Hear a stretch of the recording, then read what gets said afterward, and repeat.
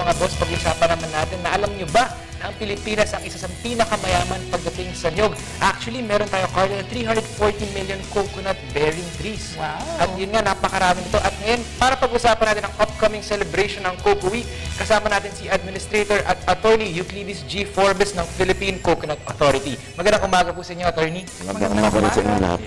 Attorney, pang-ilan na po ba ang Pilipinas sa mga bansang may pinakamaraming produkto ng nyog? Sa pinakamaraming puno, tayo pangalawa sa Indonesia. Pero sa pinakamaraming export, tayo ang number 1 exporter pa rin ng coconut products. Kasi 80% ng ating coconut products ine-export natin at halos 20 to 25% lamang ang dinadala natin sa merkado sa Pilipinas. Opo. Sir, dahil nga ganun po maraming ina-export natin, yan na po produce. So, gaano po ba karami o gaano kalalaki ang areas na meron po mga coconut trees, kumbaga? Siguro mga 3.4 million hectares or 27% ng ating agricultural land. And sir, siguro to add to that, alam naman po natin na recently nga po ay talagang napakalaking disaster po ang naidulot ng bagyong Maring sa ating agriculture. Kamusta naman po ang coconut naman po na, ganun din po ba kalaki yung effect ng bagyo sa coconut farm? Hindi naman kasino kasi ang naapektuhang area nitong nagdaang bagyo ay yung mga lugar na kakaunti ang tanim ng nyog. Mapura yung probinsya ng Aurora at Laguna at yung mga parteng ng Northern Cagayan. At yung mga apektadong nyog, siguro wala pang 1% population ng ating coconut trees. So, minimal halos ang damage. At palagay ko, sa lahat ng agricultural products, coconut, at the very least, ang naapektuhan. Okay, so that's good to hear. Yes, at least. Pero I guess, Attorney, just to put things into perspective, gaano kahalaga ba ang industriya ng nyog sa ating bansa? Well, alam mo, sa agricultural export, tradition na tinuturing pa rin coconut ang number 1 agricultural export. Dahil ito, nag-average ito ng kita na something like $1.5 billion sa loob ng 5 taon. Although ito bumaba last year sa something like 1 billion na lang. But even then, ang mga 43 billion pesos din ito. At malaki ito sa lahat ng agricultural products. And sir, kung ikukumpara po natin ang laki nga po ng export ng nyug natin sa bansa ngayon as compared to the previous years, masasabi po ba natin malaki yung improvement nito or talagang bumawas as compared nga po sa sa average ng export program natin ay bumaba ito kasi ang ating average noon ay $1.5 billion. At ito yung 2011 ay umabot pa sa lampas sa 2 billion. I think 2011 or 20, yes. Pero yung ating export naman, bagamat ito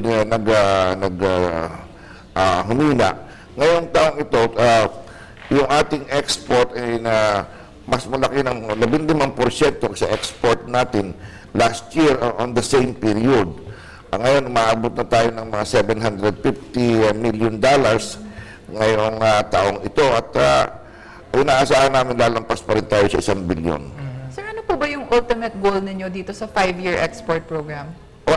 Hindi, ito naman yung ito yung ina-average lang namin yung ating kita sa abroad sa 5-year program. At yun ay para malaman natin kung magkano talaga ang epektibong kita ng nyog sa ating para sa ating mga agricultures. Sir, ito po siguro, hindi kasi alam siguro ng iba sa ating mga manonood kung gaano po karami yung uses nga po at yung mga produkto na nagagawa natin at naibibenta natin gamit po ang nyog at ang coconut po. Baka meron po kayong mabibigay ng mga ibang example para makita rin po ng ating mga manonood kung gaano nga po kahalaga ito sa atin. Alam mo, ang sa doon lang sa na-export na produkto, mula tinatawag na traditional products, yung coconut oil, copra, yung desiccated coconuts, yan ang mga, yan at saka itong mga sabon. Yan ay mula sa traditional at saka yung mga emerging products, katulad ng virgin coconut oil, at saka itong cocoa sugar, nasa 40 produktong yan, ine-export na yan, ang gagaling lahat sa coconut. Kasama na dyan yung traditional product na cocoa coir. Mula sa, ang ating nga ine-export dyan, sinasabi nila, mula sa bunot, tapos yung activated carbon, yung bao, tapos yung laman, yung desiccated, tapos yung cocoa water,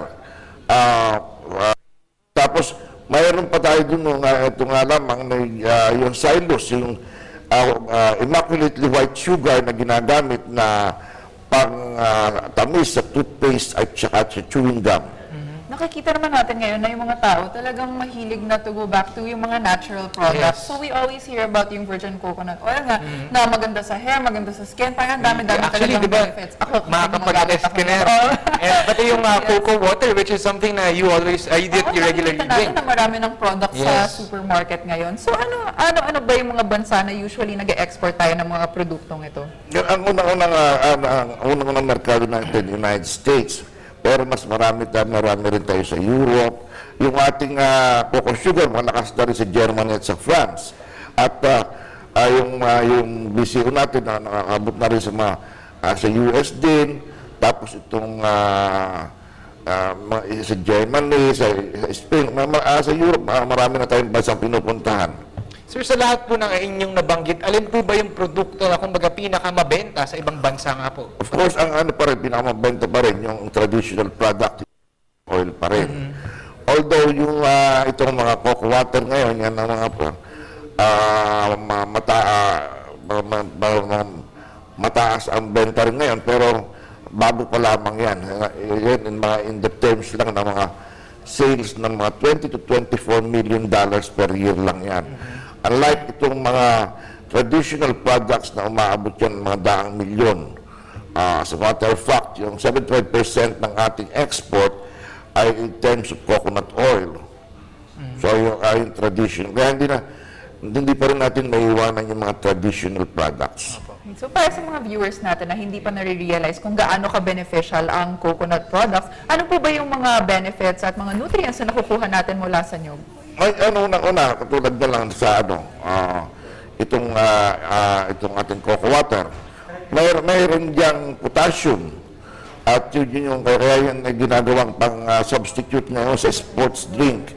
At yan ay Mas nakaka-rehydrate nga daw po ang coconut water kaysa dun sa mga kaysa sa tubig at saka sa mga sports yung drinks. mga sports drinks, marami kasi siyang sugar.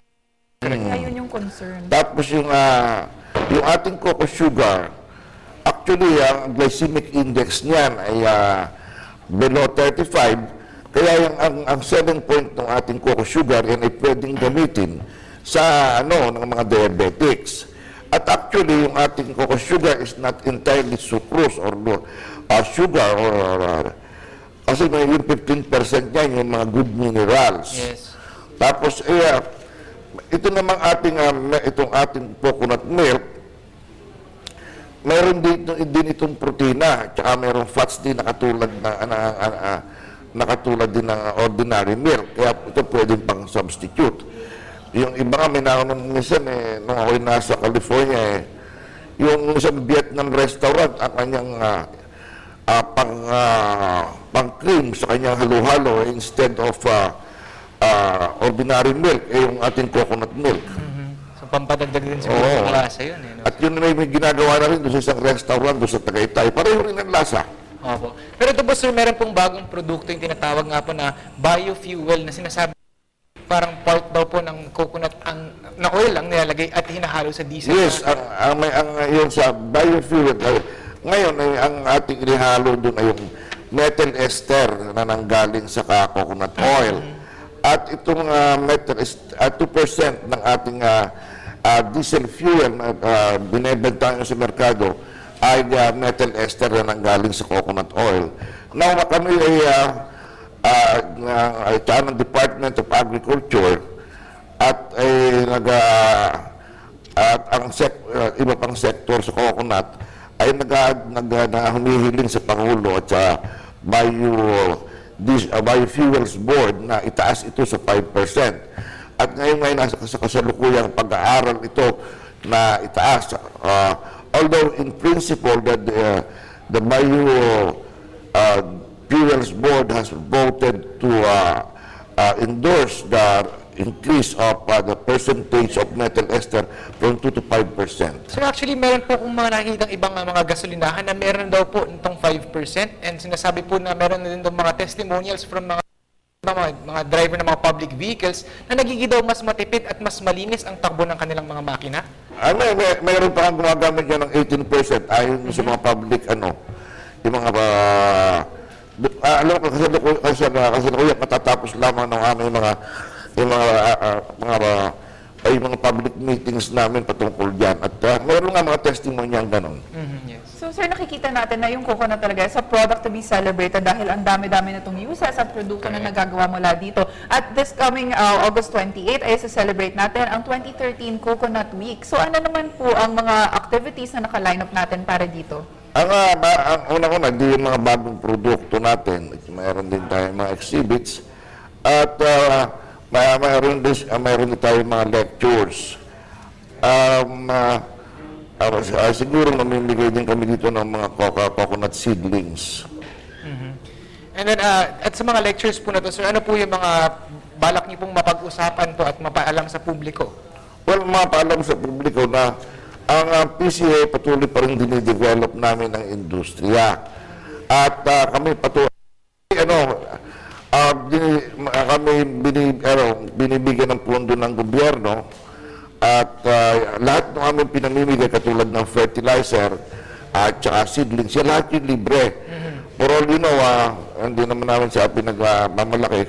Kami lamang ang sa Department of Agriculture ngayon ang namimigay ng fertilizer. Alam naman, medyo takot silang mamigay ngayon. But then, siguro sa loob ng 3 taon, mula ng ilalim ng pamamahalan ng President Aquino, siguro ipamigay na namin fertilizer na in the form of asin lang, yun ay siguro kumulang na sa 1 bilyon.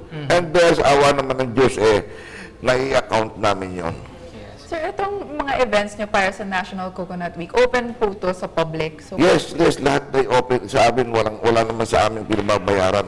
Kasi nga yan sa gobyerno naman yan. Opo. Sir, siguro panguli, baka pwede pong anyayahan niyo yung ating mga manonood ngayong umaga na dumalo nga po sa Coco Week at sa mga events na nakapaloob nga po sa Coco Week. Sa mga nanonood po ngayon at sa mga coconut farmers at sa tagapagtaguyod ng coconut industry, sana po sa bisitahin ninyo kami sa aming pag-celebrate ng aming Coco Week at para naman natin mapagsama-sama i-celebrate ang produkto ng buhay o ang tree of life, ang coconut. Salamat po. Alright, maraming salamat po sa inyong panahon ngayong umaga. That was Attorney Euclides G. Forbes, ang Administrator ng Philippine Coconut Authority. maraming salamat.